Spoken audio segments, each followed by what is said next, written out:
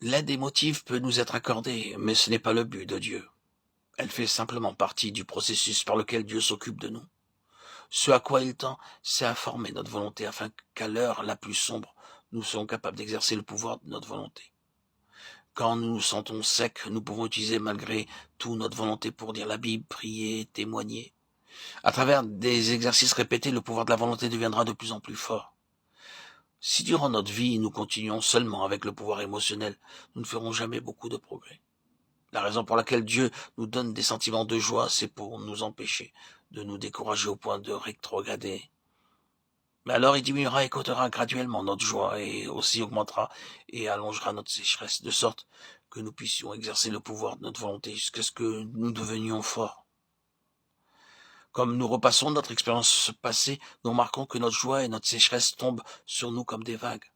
Nous découvrons aussi que nous ne faisons pas beaucoup de progrès dans les moments de joie, tandis que nous en faisons plus dans le temps de sécheresse. Nous voyons réellement avancer pendant cette semaine sèche, comme nous avions l'habitude de penser que si nos vies étaient quotidiennement aussi sévères et insipides, c'était parce que nous étions tombés. Mais quand nous comparons honnêtement nos expériences, nous trouvons que nous faisons des progrès quand nous nous sentons faibles et que nous faisons de petits progrès quand nous sommes joyeux. Quand le vent souffle fort et que nous naviguons avec le vent, nous sera-t-il de quelque aide d'utiliser la force de notre bras? Non, bien sûr, car ce n'est pas nécessaire. Nous devons utiliser la force de notre bras quand il n'y a pas de vent ou que nous naviguons contre le vent. Notre progrès dépend donc beaucoup de la manière dont nous exerçons le pouvoir de notre volonté. Lorsque nous nous sentons secs, utilisons le pouvoir de notre volonté, déclarant « je veux avancer » et assurément nous avancerons. Qu'il est triste que les yeux de beaucoup de croyants soient fixés sur ce centre de la joie, l'estimant être le sommet de l'expérience spirituelle. Ils n'arrivent pas à comprendre que le chrétien fait de réels progrès spirituels quand il avance dans le pouvoir de sa volonté. Si vous pouvez vaincre le sentiment d'aridité, vous serez capable de vaincre votre environnement, parce qu'une impression de sécheresse et d'apathie, c'est le plus difficile à surmonter.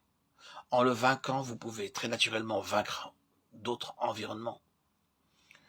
Le plus intime de tous les environnements est votre émotion.